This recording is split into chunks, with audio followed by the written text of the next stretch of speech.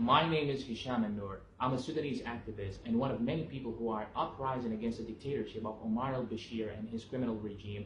I'm recording this video to show you how bad the situation is in Sudan, especially that I might not have another chance to record this after being threatened to be killed and lynched in public for letting people know about their constitutional right. That is my only crime, which I'm proud of. On December 19, 2018, Sudanese people got together and peacefully demanded the Sudanese government to reconsider their reckless economic decisions that have been damaging the citizens of Sudan. Ever since Martez Musa took over two governmental positions simultaneously in an unprecedented event where he was assigned as a prime minister as well as the minister of finance, the prices of bread, main food supplies, and medications have doubled, and so has the inflation rate, not to mention that they're on their way to lift subsidy of all products. And to make matter worse, we can't cash out our money given the fact that the Sudanese government has set the daily withdrawal limit at 1,000 Sudanese pounds max, which is around $20 or less, because apparently banks all of a sudden have run out of money and not a single press conference was held to let us know where all the money went.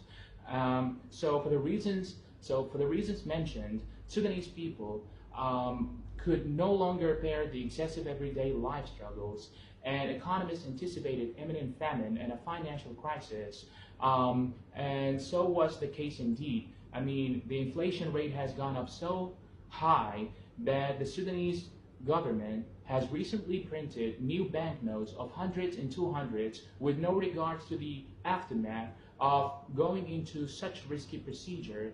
With that being said, the Sudanese masses practice their constitutional right of expressing themselves freely and peacefully.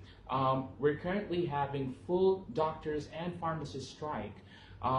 Lawyers, engineers, and respectable professors also demonstrated against the government for the miserable situations they put us in. Yet the criminal regime in Sudan chose to suppress unarmed protesters with their heavy weapons, resulting in over 52 deceased citizens over the course of 6 weeks. Most of them are only boys under the age of 24, let alone the hundreds of detainees of both genders whose backs were extremely injured by cruel whipping.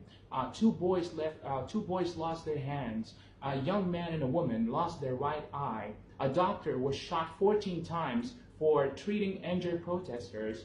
A teacher was tortured to death by sticking a metal object of 52 centimeters long up his bottom, and to top it off, he was brutally beaten until his kidneys totally stopped functioning. I personally cannot leave my house. I can't meet my friends. I can't even get together with my family. I can't practice my constitutional right. I can't even pray in the mosque. I'm really worried about my own safety. My aunt was pulled over by a woman that works for the government who threatened her to have her 3 children killed if she doesn't give me away. And she's only given 1 week to do so.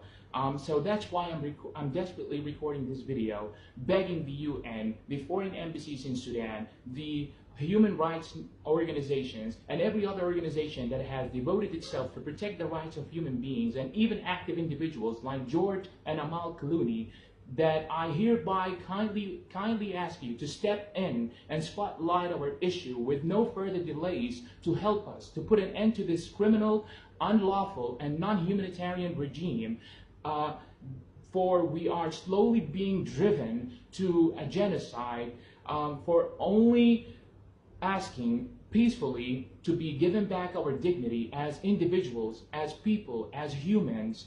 I also urge Al Jazeera, CNN, BBC, Fox News, DW, Al Arabiya, Al Sharq, NBC, the New York Times to fulfill the professional standards and ethics of journalism and media, to reach out to the rest of the world, holding up our voices, the masses' voices that you swore to protect, foster, and deliver, so we can make the world better, more civilized, safer, and dictators-free. We have another march coming up on Thursday, February 7th, which is tomorrow. It's located at the Arabic Market at 1 o'clock. Help us not to get killed in the streets. And to my people, tasgud bas, and that is all, it must fall.